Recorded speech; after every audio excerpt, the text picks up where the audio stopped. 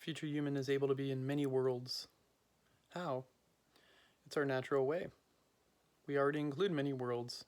Worlds of beliefs, worlds of memories, worlds of chemistry, worlds of hormones, worlds of quantum interactivity, worlds of cosmological comings and goings, arisings and fallings. We're already a part of all these internesting worlds.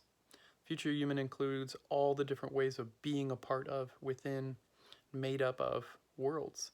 So there's 3 different approaches in Buddhism: a Sutra approach, Tantra approach, Dzogchen, or highest approach. Sutra approach sees the partiality of a world, what's incomplete, what's missing, what's broken, what's wounded, and consciously becoming aware of those aspects and then filling them in, fixing them, healing, resolving, uplifting, nourishing. Basically a therapeutic approach. That's kind of in general the Sutra approach. The Tantra approach sees the wholeness that's already present, the fullness of worlds, the inexhaustible overlapping richness of worlds. That's already what we are. It's already what we're a part of and what we're within. Pure worlds, sacred world. It's called mandala in Tibetan Buddhism. Internesting mandalas within us, around us. And there's the practice of actually becoming elegant and flexible and conscious enough to participate in this multimodal world-making, world-shaping, world-being with way. And then there's the actual accomplishment of doing that. Beings who are known as pure beings, they see purely in all circumstances: pure body, pure speech, pure mind, pure form, pure sound, pure space. Everything is mandala.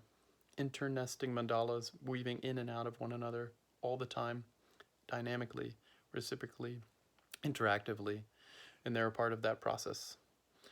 So the future human includes the more mundane, worldly, common way of being a part of worlds, within worlds. It then adds the Tantra way of seeing those worlds as sacred worlds, the inexhaustible fullness of those worlds.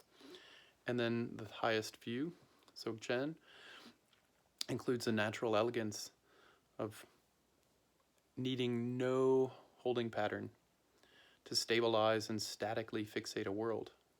That's the end of a world, is when we freeze frame it. So that approach is just ordinary. It's able to seamlessly flex flow, move in between and within worlds. Impure worlds, pure worlds, all worlds, inexhaustible, endless, infinite, micro worlds, macro worlds, without boundary. And so training in that is a path. And that path, every path, involves the doorway of bodhicitta, heart mind of enlightenment, the natural condition of heart and mind, naturally open and inclusive, naturally full, abundant, rich, inexhaustible, freedom and fullness. Every single way of a future woman, future man, a future human will go through bodhicitta, heart mind of enlightenment, the natural way of being who we are, what we are, multimodal, world-making, world-playing beings with inexhaustible love, compassion, and wisdom.